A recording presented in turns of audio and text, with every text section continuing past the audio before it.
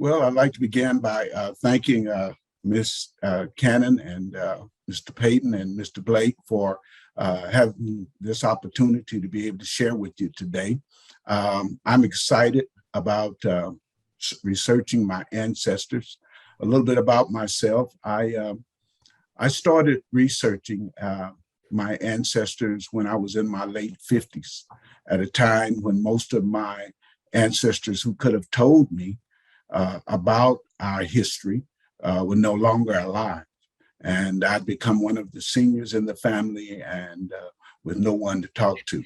And so basically knew very little about my family history because my parents were about senior citizens when I was born.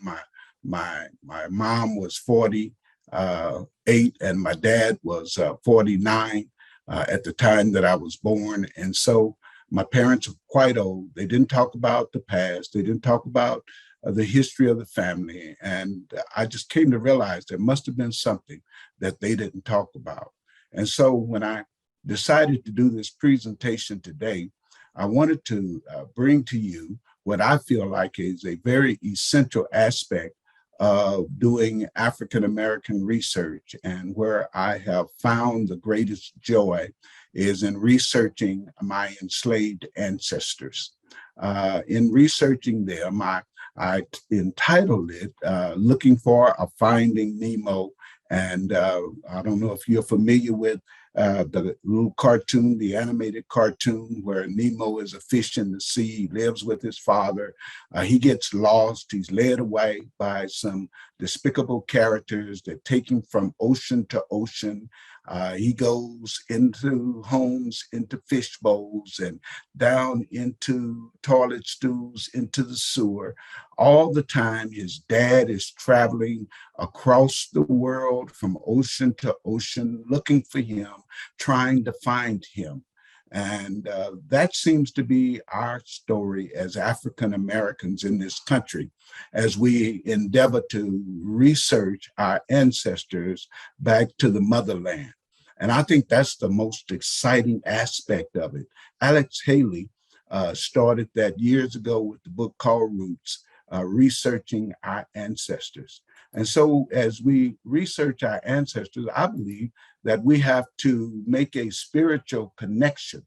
And I think it's very important. If you're really going to find them, you've got to understand that they're there, and making a spiritual connection is one of the things that I feel has led me to be able to find them. Many times I'm at a brick wall. I don't know which way to turn, don't know what to do, but having that spiritual connection and that tenacity to keep going always helps me, because I really want to know who they were, what their lives were like, what they did in their living. And this statement from the movie Amistad has rang loudly with me throughout the years. I talk about it in my book, God's Amazing Grace, Reconciling 4 Centuries of African American Families, Marriages and Families. And it comes to me that when you think of who we are to our ancestors, we are the only reality that they ever existed.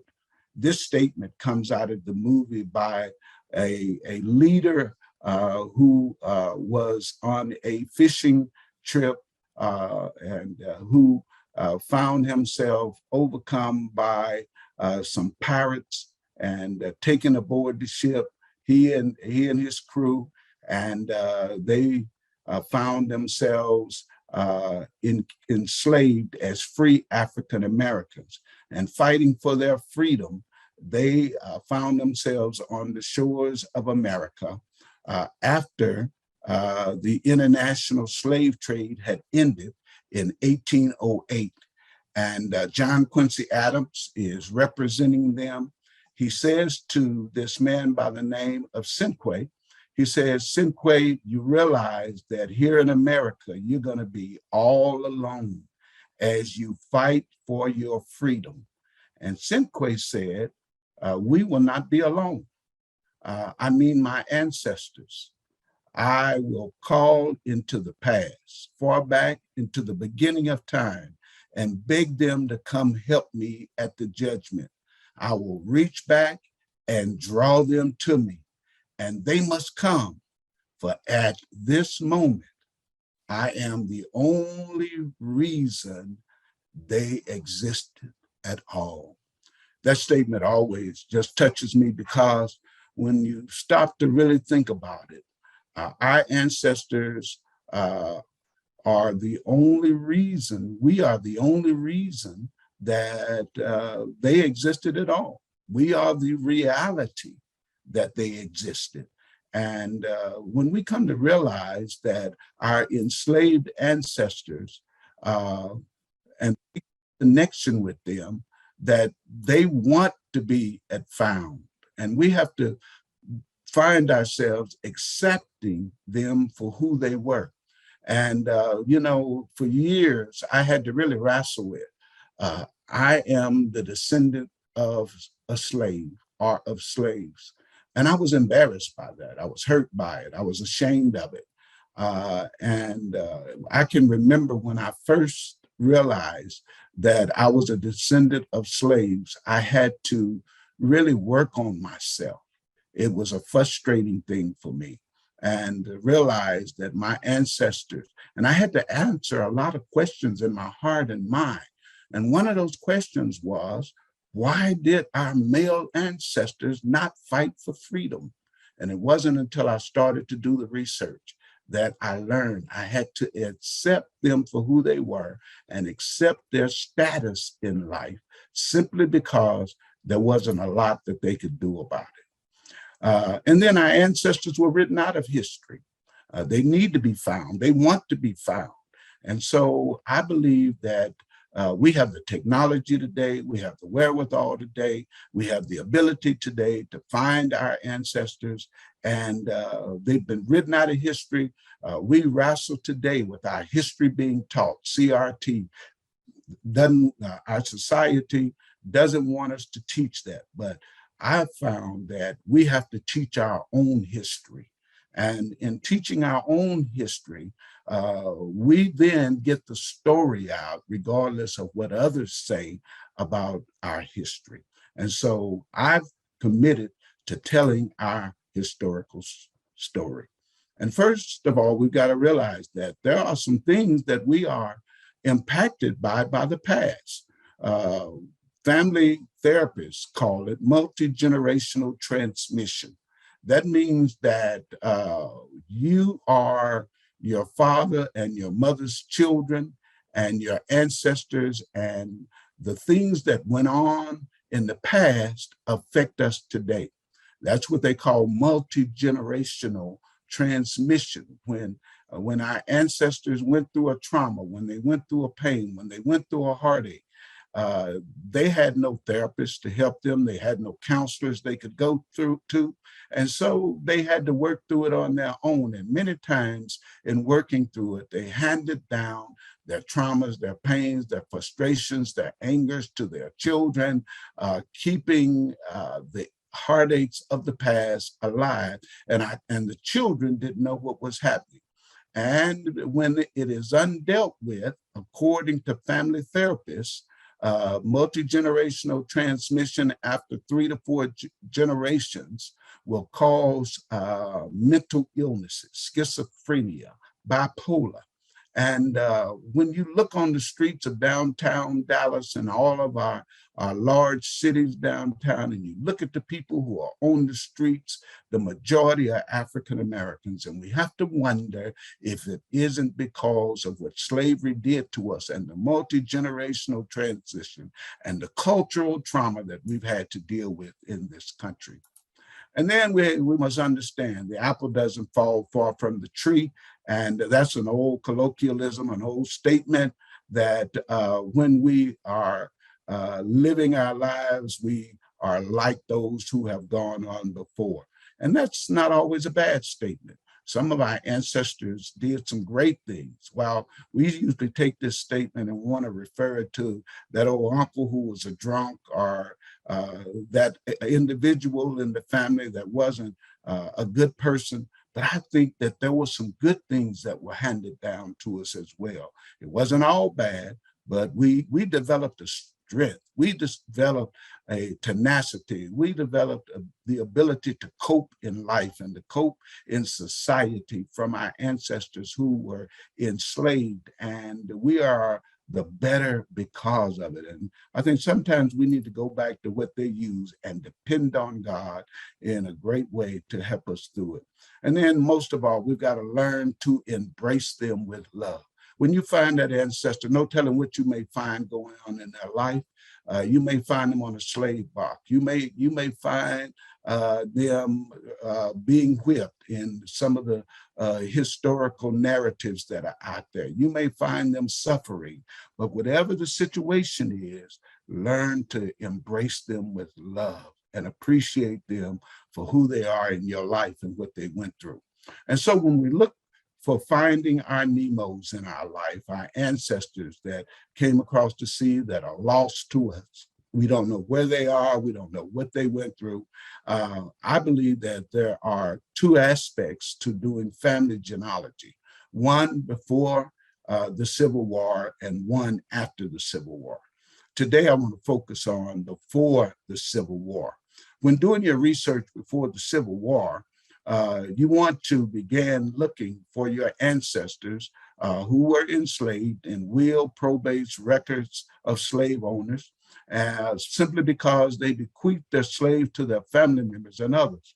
And most slave holders kept their slave in the family or their slaves in their family. They usually didn't sell them away if they didn't have to, because slaves were money and they wanted to keep the money in the family.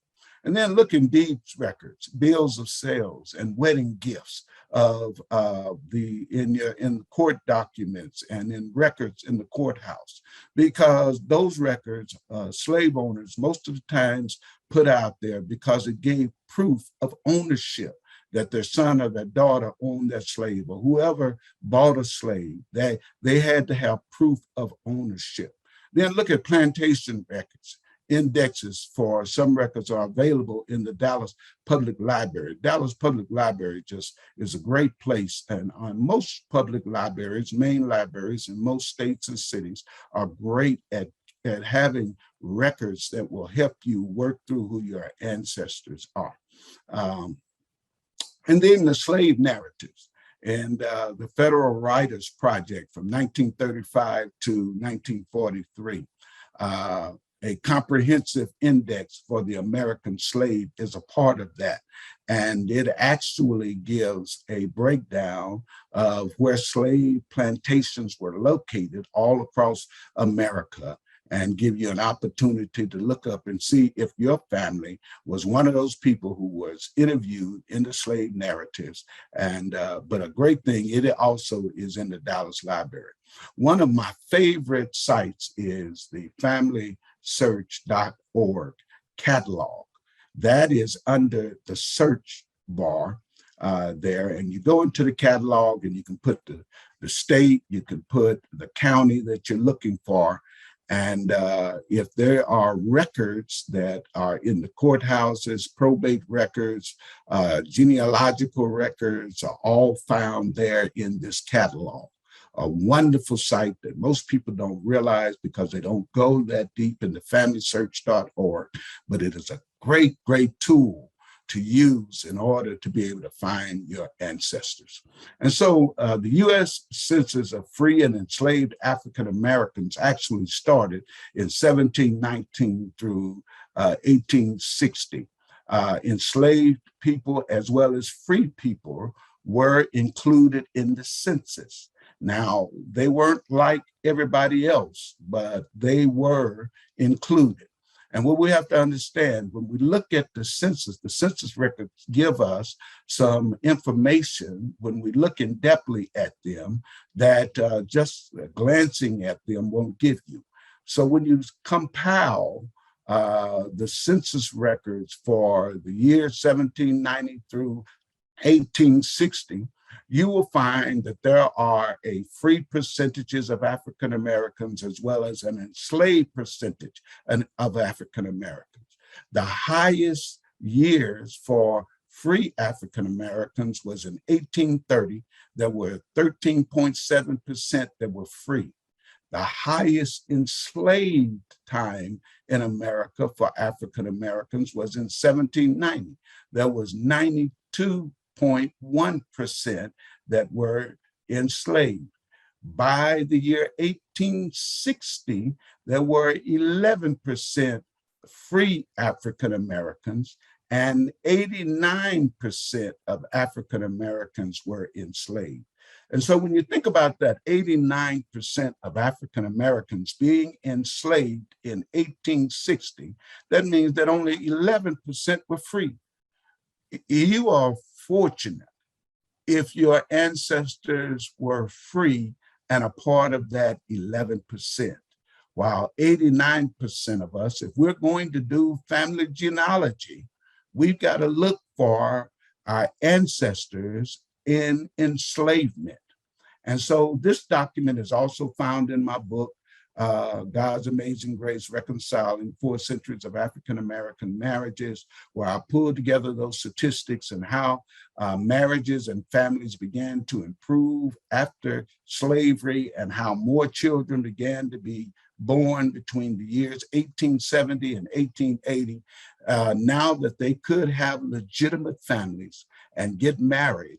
The rates of children increased and the number of people among the African Americans increased by 8.9% in the year 1870. And so looking for our African American ancestors, we've got to understand there's a ton of them. If you have 2 parents, you have 4 grandparents, you have 8 great-grandparents, you have 16 great-grandparents. By the time we get to 10 generations, there are 4,000 to 5,000 ancestors that we could be researching. Just an impossible number. But if you notice, most of the DNA samples and tests that we take only go to the 4th and 5th generations, because after you get to the 6th, 7th, 8th, and 9th and 10th generations, the DNA tends to start running out, and it becomes more of a communal DNA than an actual genetic DNA. And so here we have so many ancestors that we could begin to research. Getting back to our 5th would be 128 common ancestors that we could likely have with DNA matches. And so when we look at Finding Nemo, and as I have done my research, I had to really dig deep in order to find the maternal in the paternal. And when I say that, the woman in the picture here is my grandmother. My grandmother died when she was a very young lady in 1925. She died in 1925. I never met her. None of my siblings ever met her. And my father died when we were all quite young. And so we didn't know who she was. I didn't know her side of the family, didn't know she was a Johnson, and her mother was a Boyd, and the whole thing. And so pulling that together has been quite difficult for me. But the gentleman in the middle is my grandfather, her husband. He went on to marry 3 more times after she died at a very young age. But they had 7 children in 14 years. And so there were a lot of those children that we didn't know anything about simply because our dad died and we just never met them. And so most of us, when we are researching, we get stuck in one line. And that's what I found myself doing, being stuck in one line, not understanding how important it was to cross over into other areas of families in order to find all of our ancestors. And so for me to be able to find the Johnson side on my grandmother, who was named Ida Johnson, I had to begin by thinking about and thinking through who could she be. This headstone is a headstone that is buried in the cemetery that we went to clean up every year as a child. My mother would say to us, baby, put some flowers on Uncle Henry's grave. And I remember asking her one year, Mother, who is Uncle Henry? And she would say, baby, I don't know, them your daddy's folk. Well, I began searching Uncle Henry. And when I searched for Uncle Henry, I found his military records, and it all rolled out. Found the name of his mother was Adeline Johnson. His daddy was William Johnson, had a sister by the name of Ida Johnson. It all rolled out, all because of being buried next to my father, and we didn't know who he was. But when I started doing family research, my revelation of the Johnson family tree and the Boyd family tree rolled out. And so when looking at the pedigree tree chart for my family, I filled it all out, all except one question mark at the top, all the way back to my second great grandfather, who would be Warren Turner's father. I have no idea who he was, and slave men are extremely difficult to find in slavery, not impossible, but they are extremely difficult to find. But if you look here, you will see Adeline Johnson, and you'll see Adeline Johnson here, and she was my grandmother. Her mother was Adeline Bussy Boyd, and her mother was Nanny or Nicey Boyd Simmons. And that's the line I want to follow. It's the least line that I've been able to do research and time on, but I found a great deal of information on this one. And these are all people I never knew. The only people I knew on this tree was my mother, as well as my father and my mother's father. James L. Laster, he was an 89-year-old man, came to stay with us when I was a 12-year-old, very, very sickly at the time. And so the rest of this tree are all ancestors that I never knew, but DNA has panned out to show that they were actually my ancestors. And so here is my the record that solidifies family lines. And in this line is tracing marriage history. I think that's very important because it solidifies who the relationships were. You may find them on the census, but these marriage records tell you exactly who your family is. And when you're researching them, they will help you to make sure that you have correct documentation for your family. And so there are 6 steps to finding the last slaveholder. And I think that's always the first thing you got to do if you're going to go back into slavery. You got to find that last slaveholder. The first step I think you do is discover your enslaved ancestors' state of birth, the state that they lived in on the 1870-1880 census. They will help you a lot to know where you need to go and look for your ancestors. Look for your slavers, look for slavers in the area born in the area of your ancestors of 1870 and 1880 that were also born in the same state that your ancestors say that they were born in. And then number 3, investigate surnames in the 1850 to 1860 census with your ancestor surname. So if your ancestor was a Boyd, look for a Boyd. If they were a Turner, look for a Turner. Sometimes that pans out, but it doesn't always. But you will be able to usually find some documentation if they were enslaved that'll pull them together. Number 4, find slaveholders in the slave schedules from your ancestors' state of birth. So go to the census, look for your slaveholders in the census, find the slaveholders from the same state that your ancestors said they were born in, and then go to the slave, take that person's name to the slave schedules and look them up and see if they actually owned slaves. If they owned slaves, taxation required that they put them in a slave schedule in 1850 and 1860. Before 1850 and 1860, 1840, back to 1790, they were listed in households. They weren't given names, but they were listed in an age range and a gender.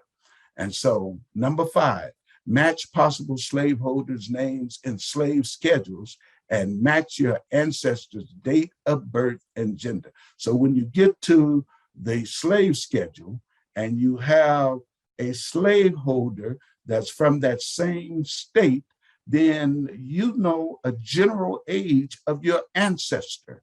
Find that date of birth for that slave and then that gender, and you may have a very positive match. Look for your ancestors' given name in deeds and probate records, bills of sales under that slaveholder's name. Then start looking for who that slaveholder was, researching them. And when you find slaveholders from the same state, you'll find yourself doing a lot of research on the slaveholders, so much so that you will know the slaveholders better than or as well as you know your family. And you really got to learn the life of the slaveholder and their kids, because they're going to leave their kids stuff in probate, their family siblings. They're going to leave their siblings something in probate. They're going to give them wedding gifts. They're going to give them gifts of slaves. And when they do that, there's always that document. There's always that bill of sale. And so one of the things that have helped me tremendously is developing a brick wall. In developing this brick wall, I separated the free ancestry from the enslaved ancestry. Inside of this brick wall is all of the people that I will need to research into slavery. The people outside of the brick wall were all free. If you notice here, there are some second great grandparents that are Anglo. My mother's father, James Gordon Laster, was actually the son of Office Taylor and Mary Gordon. They were very young kids. Mary got pregnant, had my grandfather. And so this has been a difficult line to trace, but these were Anglo people. And so it's been, they're outside of the brick wall. And so chart your family through the census records. And this will help you break through that brick wall. It'll help you understand who you need to research and the line you need to follow. I have them all in a line going back to second great grandparents in this row here. And so if you notice, there are twice as many people that are inside of the brick wall that were enslaved than there are outside of the brick wall for my family. And so really, I'm just a couple of generations away from slavery, as most of us are. And so I say to you, go under the wall, go over the wall, go around the wall, whatever you need to do, break through the brick wall and find your ancestors. And breaking through the brick wall and looking at the 1870 census and the 1880 census, it's always good to compare those two. And in comparing them, you got to be aware of names and name changes. The census takers often messed up names, wrote them wrong, gave out bad information, but you know who your ancestors are, and you compare family to family. For instance, in 1870, Nicey Boyd, and she's my second great grandmother, Here, she's listed as Neva Simmons, and they have her living with a Cot Simmons, who is a man. Now, I don't know who he is, but evidently she must have been married to him. Mary Bessie, Laura Bessie, Adeline Bessie, Hannah Simmons, and William Simmons are considered to all be her children. None of them are boys as they are over here. Here's Mary Boyd, Adeline Boyd, Hannah Boyd, her oldest son, Simon Boyd, George Boyd. I found them working on farms. George and Simon were young men on the 1870 census, and they were working farms. And you know, if you were a young man and you didn't have a job in 1870, then you became a ward of the state. They would take you to some of those penal camps, and you may live the rest of your life working on somebody's farm somewhere as a ward of the state in prison. And so I was happy to find them on the 1870 census working on different farms. But Mary Bessie and Bessie is the name of the former slaveholders that were a part of the family. And up until I found this 1870 census, I didn't realize that Hannah was not a full sibling of Mary and Adeline. And where Laura Bassett comes from, I'm not sure. But finding and comparing the 1870 and 1880 census will really be a blessing to you. Here, you also want to consider finding your ancestors in the Freeman's Bureau records. They can reveal your ancestors' lifestyle. And I say that because they were from Upshur County, as you noticed on the census reports that we just looked at. And here are a group of people that were interviewed by the Freeman's Bureau's Writer Project that were enslaved in Upshur County. Now, if you're fortunate enough, you may even find someone who was enslaved with your ancestor, or you may find someone who was your ancestor that was interviewed by the Writers Bureau. And I was fortunate enough on my grandfather's side, or my great-grandfather's side, on my paternal side, all the way up, to find a slaveholder by the name of Cullen Battle, who was interviewed, who one of his slaves was interviewed and talked about how Cullen Battle treated his slaves. This is an outstanding resource for finding your enslaved ancestors. Here, No Land, Slaves Only is a set of volumes that is a wealth of resource throughout the state of Louisiana, Arkansas, and Texas. Most of it is in Texas. The authors of it, Edith Smith, took time to go to the courthouses in all of these places, go through those documents, those thousands and thousands of documents, and found and recorded all of the documentation of slaves. And so your ancestors may be listed in this book. When I looked in Upshur and Ellis County in this book, it opened up for me my grandmother, my second great grandmother, Nicey. This is the document out of that book, No Land, Only Slaves, where I found slave owner in 1858, Hezekiah Boyd, sold to A.B. Denton, my great grandmother, my second great grandmother. They called her Nanny on here.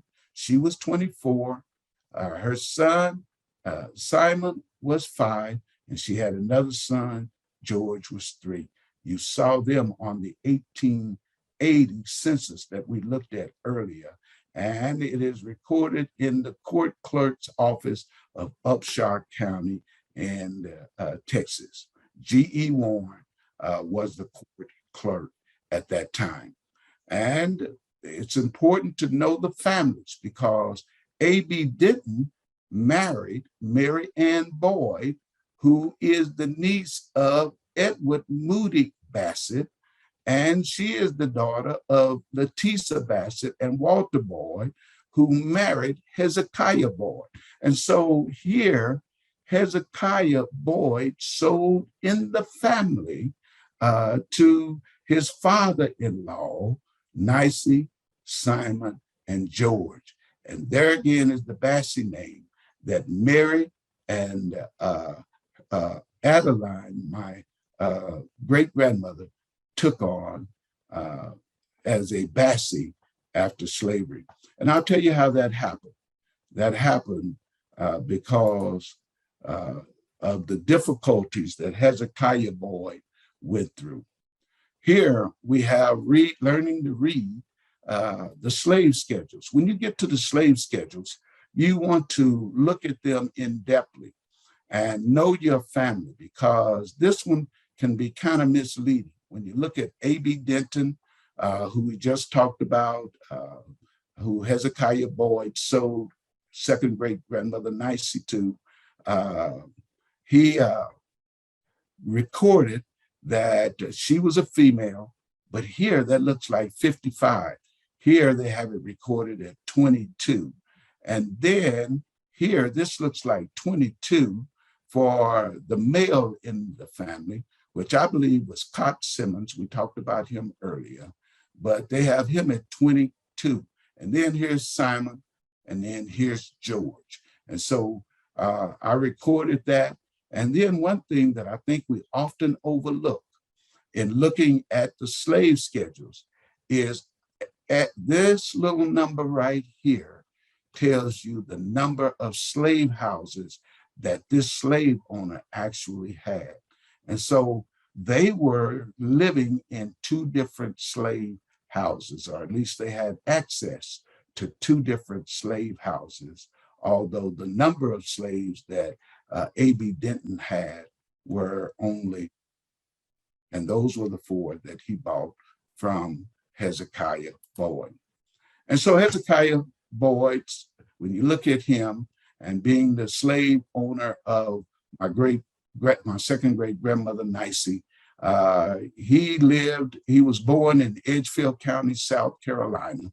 And so I jumped from the Georgia side to do side on South Carolina, and I've got to change my bio and put that in there, that South Carolina is now an area of research for me.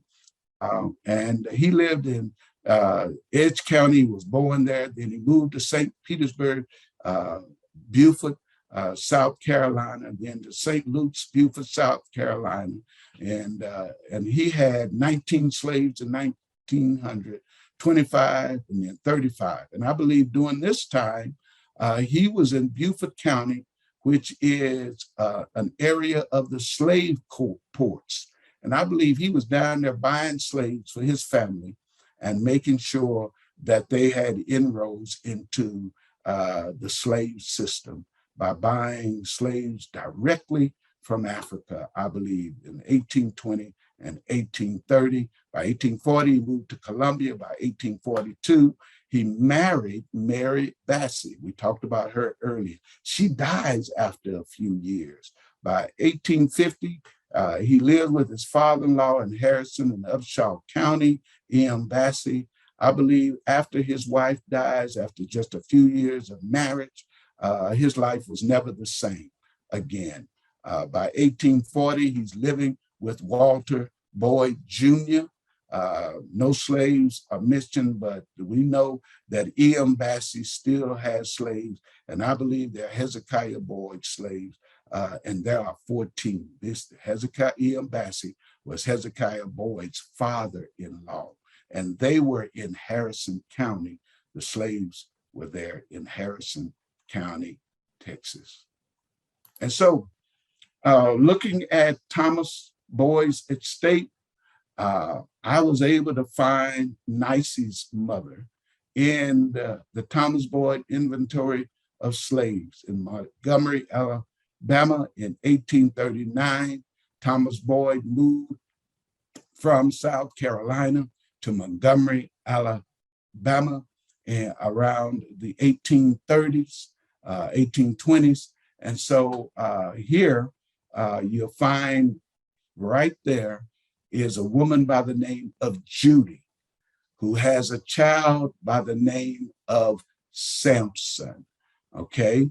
And then you find down here a girl named Nicey on this particular one. And then up here is a boy named Gallier.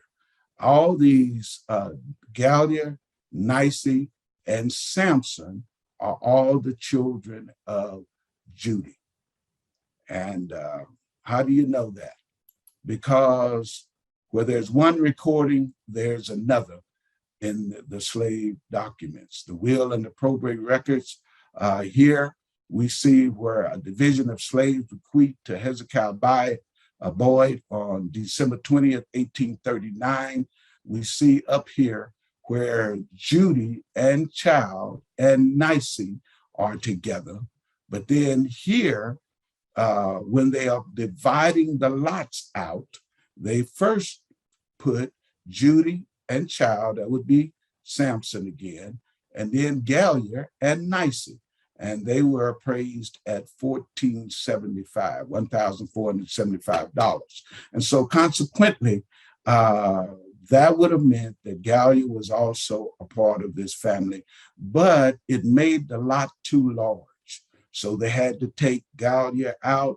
And so by the time you get to lot 4, it's not, Gallier is no longer in it. It's Judy, and there's the child again, and then there's Nicey.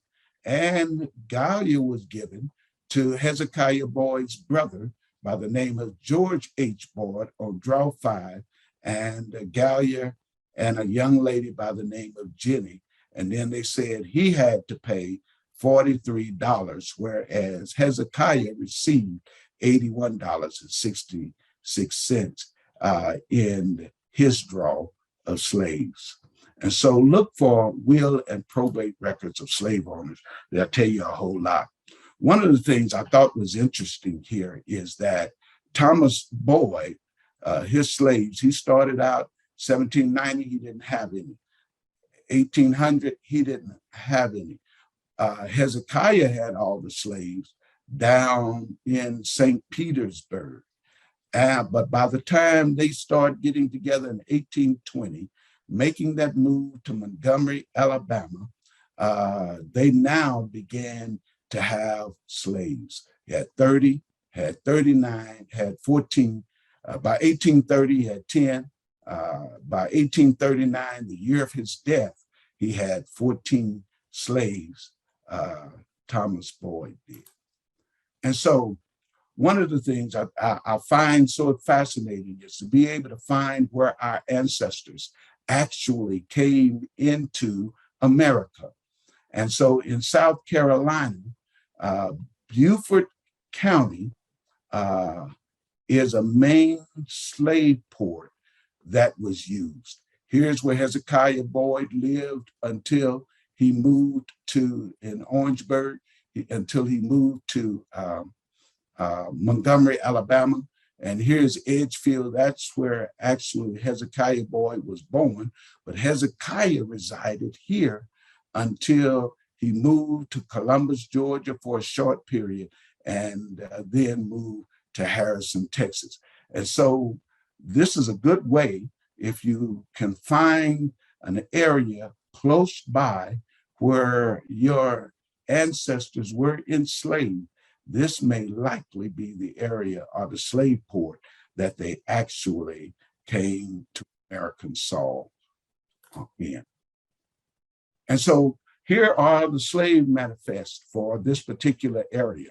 If you notice here, Beaufort, South Carolina, they had slave ships to come in 1830. They had slave ships and 2 slave ships there in 1830. And but all of these are areas of South Carolina and Georgia where the slave ships actually set shore.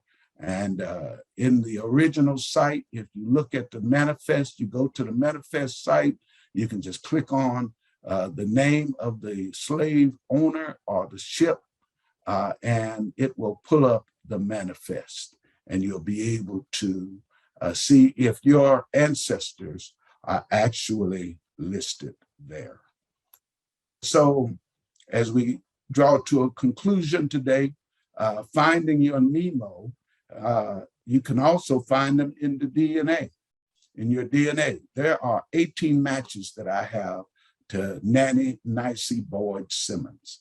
And all of them are DNA matches that I've been able to prove out and to solidify that Nicey Boyd was my grandmother. And she listed on all of the censuses, on each of the censuses that she was a part of, that she was born in South Carolina, and already discovered she was the slave of Hezekiah Boyd.